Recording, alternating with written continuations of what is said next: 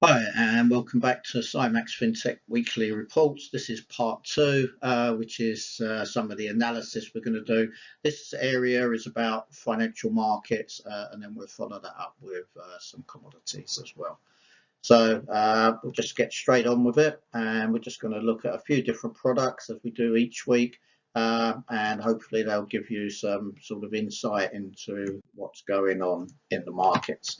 Again, just sorry it's boring, but it's necessary just to, you may be new to trading, so it's important to know this, that trading involves the risk of loss of capital. It's not suitable for everyone. Hopefully it is for you. And many companies provide leverage, so you should be careful and aware that you can lose substantially more than your initial investment.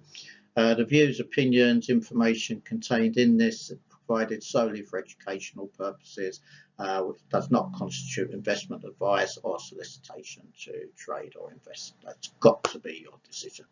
And of course, before you make that decision, consider the risks that are involved, your financial situation, definitely your level of experience, and your risk appetite. And of course, only risk capital you are prepared, but more importantly, that you can afford to lose. Any doubts whatsoever, seek independent financial advice before you risk your capital. Very important that. Don't try it first. Find out from professionals, from mates, and of course, go to the experts and ask them before you try it. So the first one we're looking at here is the Dow Jones. I've just drawn on some lines here. We can see we've got a bit of a downtrend there after what's been going on. Of course, some of that is fundamentally being driven at the moment. And of course, we're still in earnings territory, so there'll be more earnings out this week. And then, outside of that on the daily, we've also got a wider range. So there's just a couple of different ranges going on in there. Quite often you'll get this, a different trend inside the longer term trend. So it's important just to keep an eye on that. So that's the daily. And then this is the 30-minute. So in the 30-minute, I've added on the pivot points. Of course, this is only relevant up till Friday. The new pivot points won't be populated until later. There is a way to do it manually, but just too lazy, to be honest. So, but you've got it up to date. You've got it up until the close on Friday. Again, I've drawn some lines on the 30-minute. There's a couple of horizontal lines I've added, and also a trend line lower down there. We had these lines on, they're not gospel, nothing in trading is perfect. So again, it's just to give you a little bit of an insight, just hopefully to help you, maybe it just help you with your analysis even. But these are just guides, that's all, just guides. So, and more for me. So here again on the S&P with the daily, I've just, sort of done some analysis and discovered this resistance level higher up. I've got another one which is much deeper angled, a bit lower down, and then I've got a support line under there as well.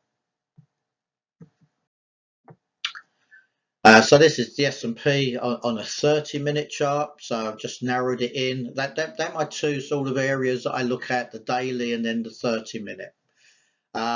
Pro traders tend not to go below 30 minutes. Some don't even go below, say, 240 or 60. So, but everyone's got their own personal preferences. And then, of course, so we've got the pivot points on there, and also we've got those trend lines, support and a resistance. Here's the Nasdaq, and sort of with some of the results that have been coming out, it has been having a bit of an impact on these indices, of course, and that's going to probably carry on for the next week or so as more and more earnings come out. So on the daily here, again, I've identified a support and resistance level, and then I've found another resistance level a bit lower down as well.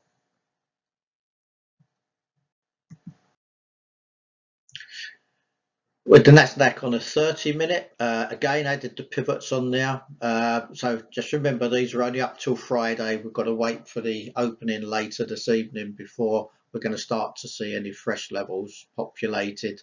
And from here, all I've really managed to identify is a resistance level, but it's cutting through quite a lot of the action that's happened above it. So I'll look at it, and I might be tempted to use it, but I will be careful because obviously there's been a lot of price action above that as well. And I found quite a nice support level on there for the moment. Again, just pure guidance. On the daily for the Russell, here we are. We've got a downtrend line there, and then we've got a support line a bit lower down. And quite interestingly here for the Fibonacci, the Russell is sort of hovering around the golden ratio at the moment. Remember the Russell is sort of the smaller mid-cap companies. They're much more sensitive to consumer demand and inflation. And worker costs, of course.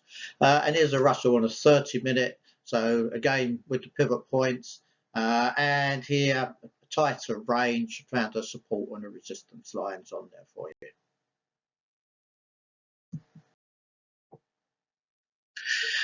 So the dollar's been enjoying considerable strength recently. Well, it has been for the last couple of years or so, to be honest with you, but it's still gaining more just with these expectations of their recovery continuing.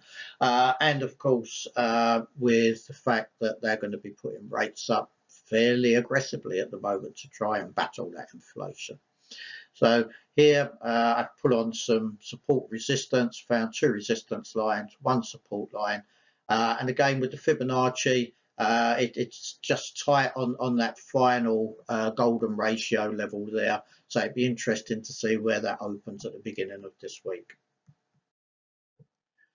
On the 30-minute, so we've seen a little bit of a recovery coming in. That was probably some end of week profit taking, and for some countries it's a long weekend as well. In the UK, for example, a lot of stuff's closed tomorrow, being Monday, and then again found a support on a couple of supports actually, and a resistance level for the moment. Of course, on there are the pivot points. Now, this is the euro. I've done this one as a weekly because it's more interesting. So we've got this support line. Again, it's been finding it more and more difficult to actually find some support lines, but I've managed to find one there by going back into a weekly. And I've got a nice resistance level there as well. Just remember, this is on a weekly though. And of course, with the dollar strength, we've got to wait and see what happens this week when we get the Fed rate meeting on Wednesday, followed of course by the press conference. And then we've got the euro here on a 30-minute, so again with the pivots. Now, our newsletter, we provide current day pivot points in that newsletter. So again, if that's something you're interested in, reach out to us. We'd be happy to supply that to you. Again here, so support and resistance based on a 30-minute chart. Again, disclaimer, just remember what I said at the beginning of this. I'm not going to go through it. Please read it. Give you a few seconds just to browse over it. But, trading does involve risk for sure, and it's not suitable for everyone.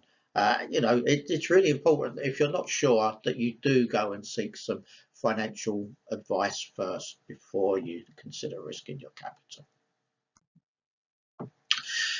Just a reminder of the services that we provide, apart from this each week, is a daily newsletter which does include chart levels, pivot points, etc., and of course the daily news. The global news, that is, as well, and workshops, courses, masterclasses, trader mentoring, consulting. If it's anything to do with trading, we're pretty much on it. We've got our own prop desk, and of course we educate people on how to trade as well. Any questions whatsoever, reach out, and you can reach us at info@symaxfintech.com, and we look forward to hearing from you. Any questions, any observations, any requests even, as long as it's not to stop these, of course.